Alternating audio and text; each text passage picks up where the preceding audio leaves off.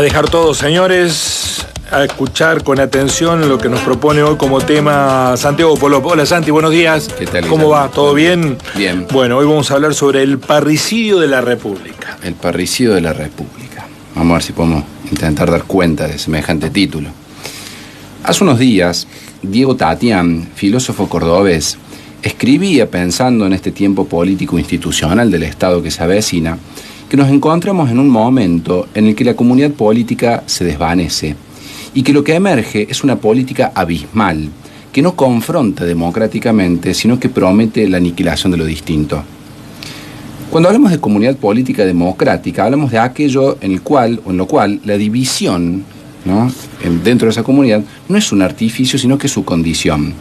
Hay disensos sobre qué y cómo hacer, y esa pluralidad se gestiona, no obstante, en el marco del cuidado de ciertas líneas que no se cruzan jamás respecto al adversario político. En nuestro país, esto tiene el nombre periodístico de la grieta, connotado negativamente cuando en realidad deberíamos advertirla como el espacio natural de inscripción entre éticas y proyectos distintos, que sin suponer la eliminación de la otra parte encausan la praxis institucional de la política en uno u en otro sentido. La política se abisma cuando una parte decide que la otra o que las otras deben ser eliminadas y que es la propia la que debe ocupar todo el espacio.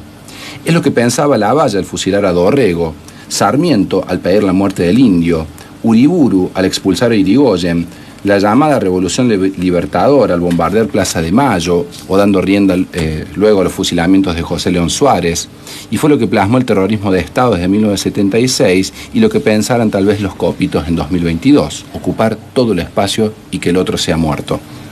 En los 90, el neoliberalismo abismó a Argentina al dejar en la intemperie a millones. El abismo tiene esa facultad, abisma y deja la intemperie al otro. Fue una novedad de época que un gobierno inscripto en esa comunidad política democrática desarrollase, no obstante, políticas de expulsión abismal. La diferencia con la elección de Milei es, no obstante, radical. A eso voy. El propio Menem afirmaba en su momento que si decía lo que iba a hacer, no lo votaba nadie. Pero ahora nos perpleja que la opción más votada es la que explícitamente afirma políticas abismales. La pérdida del tejido de protección sanitario, educativo o jurídico, la conversión de lo común, la ciencia, los recursos naturales, las empresas públicas en privadas, la institución de la vida como un todo mercantil. No hubo engaño, como ya se ha dicho. Se dijo, se afirmó y ahora es lo que se avecina. Esto es lo nuevo. Se votó por una fuerza que hace del abismo su leitmotiv, lo que contradice la lógica política democrática. Las frases enunciadas por el nuevo presidente hacen prever que las líneas abismales ya están trazadas. Dijo, los argentinos de bien. Ahora bien, ¿es el mal lo que queda del otro lado, lo que no acompañó con su voto o que no acompañará las políticas que ya se postulan? Ese binarismo maniqueo como inscripción de lo político es la marca que anticipa violencia. Pero hay algo de lo que aconteció que, como siempre, es producto de una crisis anterior.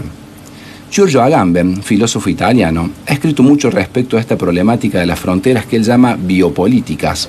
En tanto, dice Agamben, los poderes se disputan el trazado de las líneas entre o sobre los cuerpos humanos para identificarlos, segregarlos, agruparlos, intervenirlos, etc. Según nos dice Agamben, el fascismo es un movimiento biopolítico que hace de cierta vida la vida natural y por lo tanto el lugar de la decisión, ¿no?, soberana. Se construye esa vida natural por oposición a lo que la artificiaría, a lo que la infecta o a lo que la degrada. Otras vidas se abisman, es decir, quedan en la intemperie, por las definiciones de la primera.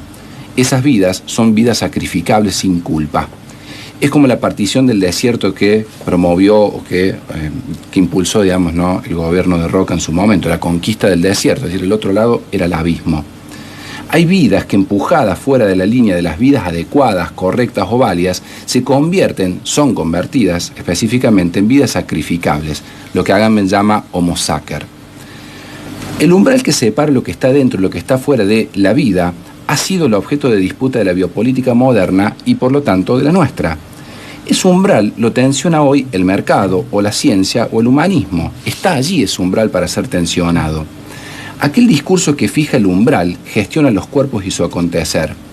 El fascismo, sigue Agamben, fue producto de la crisis del Estado-nación moderno en Europa en los años 20 y los años 30. Ese Estado que entró en crisis dejó de proveer aquello que supuestamente debía. En tiempos modernos, el Estado se formó como el espacio de inscripción para derechos y libertades. El ciudadano cede el poder soberano individual de dar muerte, en términos individuales, y al mismo tiempo gana el cuidado de su propia vida. Cuando falla esa relación, fallan los fundamentos de la ligazón. Si el poder que cuida nuestra intemperie como cuerpos desnudos no cumple, algo se rompe. Tal vez entonces nos encontramos en una nueva gran crisis del Estado-Nación. Pierre Legendre, un profesor francés de Historia del Derecho, sostiene que ese vínculo moderno con el Estado puede entenderse como el vínculo de filiación con la ley del padre. La ley del padre es una noción del psicoanálisis que por supuesto va más allá de esa literalidad biológica, no habla solo del padre en términos de la biología. Se trata de una función que es asumida por alguien que cumple para integrar, que cumple un mandato que supuestamente integra o busca integrar al sujeto a cierto orden, lo que supone excluirlo de un orden más limitado, por ejemplo de la ley materna, ¿no? Esa función la cumple o la madre, o el padre, o la sociedad, o los medios, o el propio Estado. Frente a la vida humana abierta sobre el abismo de la intemperie, arrojada a la lucha individual de fuerzas, el Estado moderno va a asumir la función de la ley, va a inscribir a los individuos en un nuevo orden.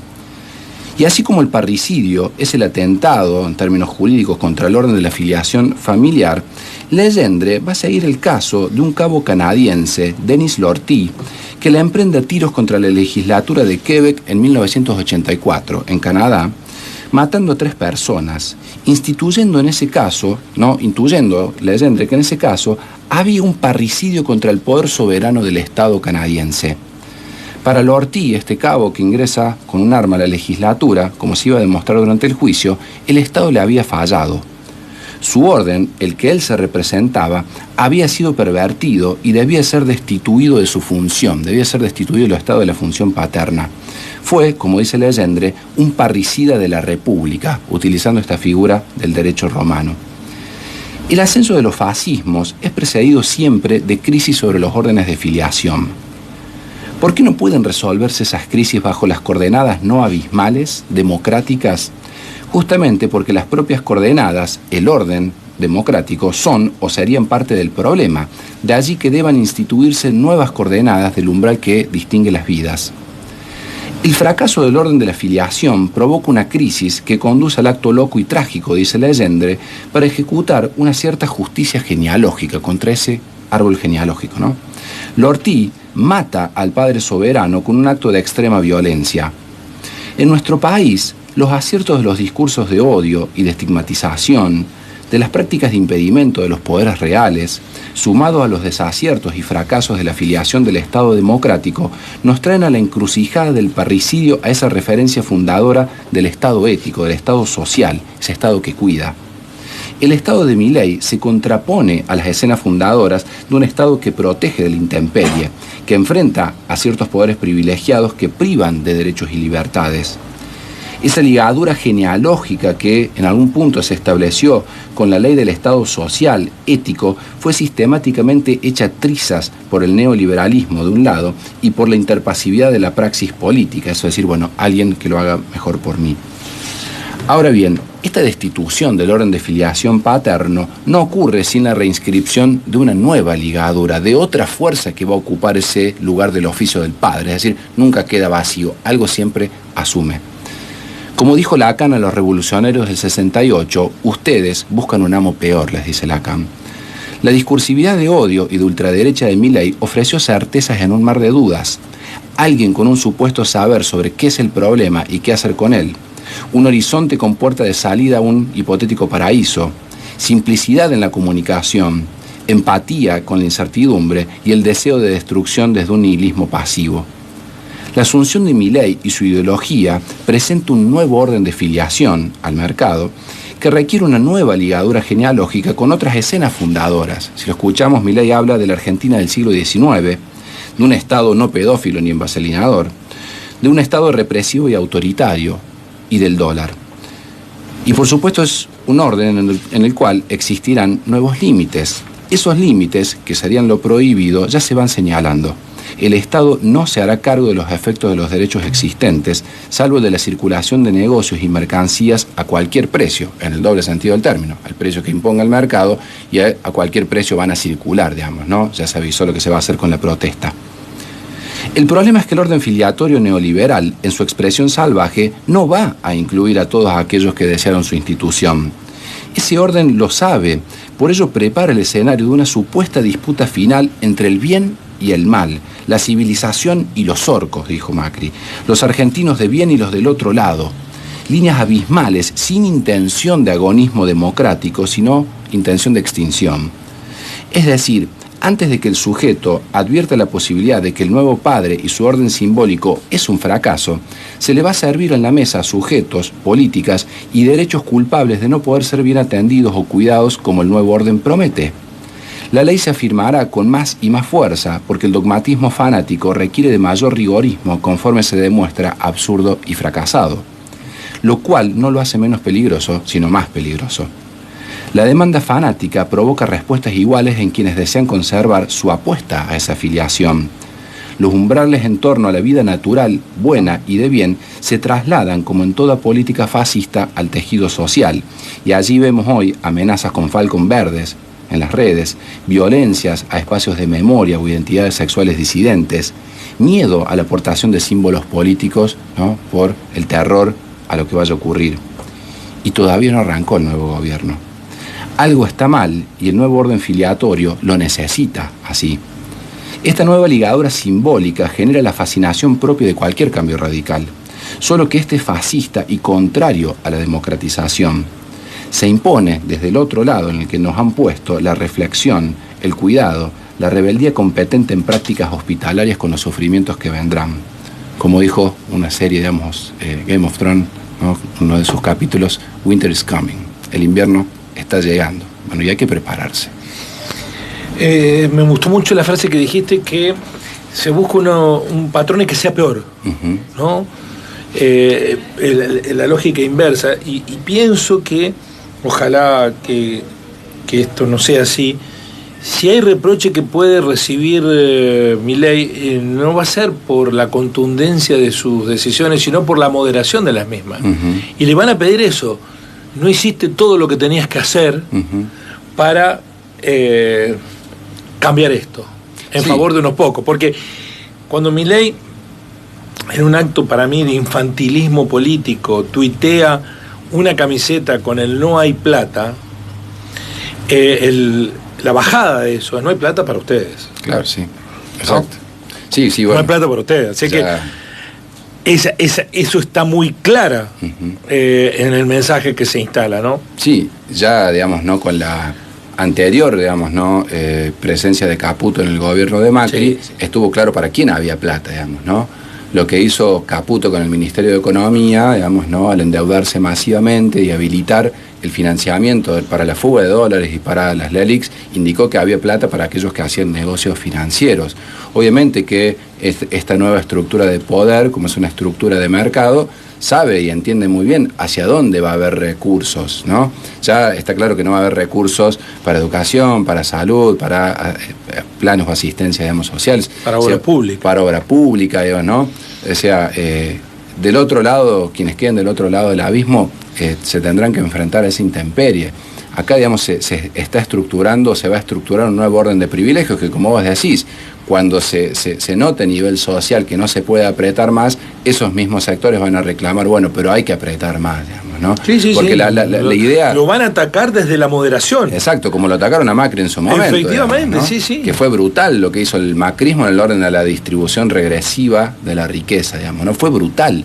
Y si eso fue brutal para nosotros que la sufrimos, fue brutal e insuficiente para algunos sectores. Insuficiente, por eso digo, imaginemos, digamos, ¿no?, eso recargado, porque ahora, digamos, ¿no?, está esa legitimidad de origen, esa legitimidad de inicio, ¿no?, que habilita, digamos, como cierto cierta carta blanca, porque esto funciona así. Cuando hay gobiernos, digamos, ¿no?, de sectores populares, digamos, o no ligados estrictamente a los sectores financieros de economía, no hay ninguna carta blanca a ese poder que inicia, ¿no? Enseguida se empiezan a plantear pliegos de condiciones. Pero cuando gobierna la derecha en nuestro país, o los sectores, digamos, no vinculados al neoliberalismo, decir, bueno, tienen carta blanca. Ahí sí hay un cheque en blanco desde el periodismo, de los sectores financieros. Siempre se pide gobernabilidad, se pide que se habilite un tiempo para que se reordenen. Bueno, ese tiempo es el que sufrimos nosotros y que vamos a... Sí, pero además cambia el orden de reproches.